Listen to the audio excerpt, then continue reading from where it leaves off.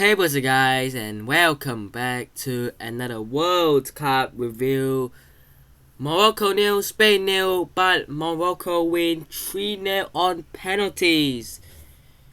And we did say in the last Morocco review, could Morocco be the surprise package? I do think they are one of the surprise packages, but in fact, I do think they're the underdogs of the World Cup now because they're probably the least expected side to go through. So they are into the round of 16. No, they are into the quarterfinals, sorry. And the way they got here wasn't that easy. I know in this game, they didn't really show that they were a side that were brilliant going forward. Look, Morocco normally tend to do well forward. The players they have, it's not as if they don't have good players going forward. I mean, they have Ziyech and Nasri. So, and many other players, Boufal, so they have the players to do it. I just felt that in this game they were just sitting back, they were playing defensive, they were hoping Spain doesn't score, and bringing it into penalties and then winning from there, and that happened exactly like they wanted it to. I think.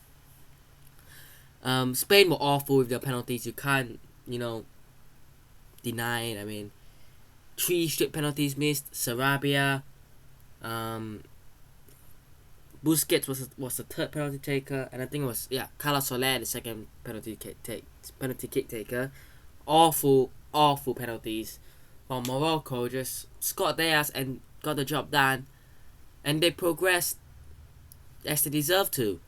As for Spain, Luis Enrique is gone at the time of recording, so they got in a new guy. I can't remember his name, but they got in a new guy, who seemed to have a good CV, so we'll see how he does with Spain. And as for Morocco, they go through to the quarterfinals, as they take on Portugal next. That's gonna be a tough game for them.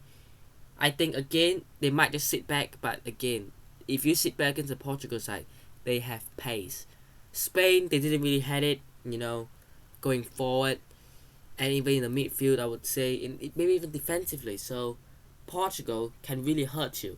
If they brought on or if they start Goncalo Ramos, who is on great form, and then they also have Leao, Joao Felix. You have got good players, and you got a target man like Ronaldo, who probably is going to be on the bench. But I think Portugal will have a lot more threat to Spain, to Morocco than Spain had. So we'll see about that game.